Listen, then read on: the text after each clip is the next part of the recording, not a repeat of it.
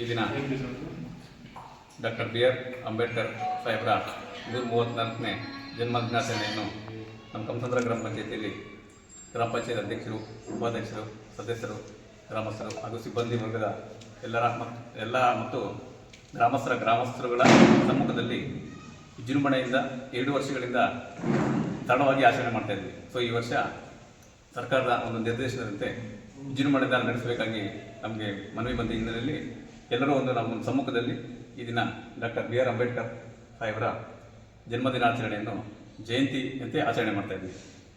So ಇವರ ಒಂದು doctor B R Ambedkar ಅವರು 1891 ಏಪ್ರಿಲ್ 14 ಮಹಾರಾಷ್ಟ್ರ ಜಿಲ್ಲೆಯ ಜನಿಸಿದ್ದು.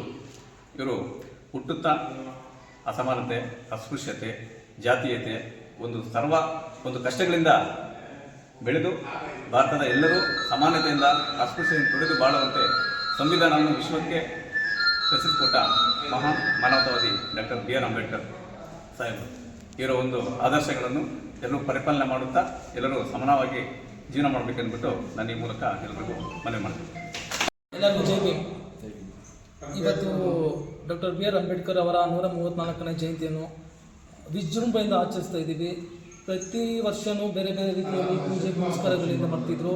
ಈ ಸಾರಿ ಯಾವುದೇ ಪೂಜೆ ಮಾಡ್ತಾ ಇಲ್ಲ, ಅವರಿಗೆ ಗೌರವ ಕೊಟ್ಟು ಅಂಬೇಡ್ಕರ್ ಜಯಂತಿನ ಆಚರಣೆ ಮಾಡ್ತಾ ಇದ್ದೀವಿ.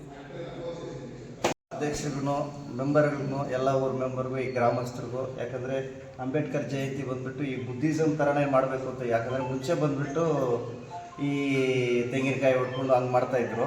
ನಮ್ಮ ಪಂಚಾಯತಿಯವರು PDOಗೆ ಅಧ್ಯಕ್ಷರಿಗೆ ಹೇಳಿದ್ದಕ್ಕೆ ಸರಿ ಬುದ್ಧಿಸಮ್ ಥರನೇ ಮಾಡೋಣ ಈ ಸತಿ ಅಂತ ಎಲ್ಲರೂ ಒಪ್ಪಿಗೆ ಕೊಟ್ಟು ನಾವು ಮಾಡ್ತಾಯಿದ್ದೀವಿ. ಎಲ್ರಿಗೂ ಜೈ ಭೀಮ್, ಜೈ ಬುದ್ಧ ಭಾರತ.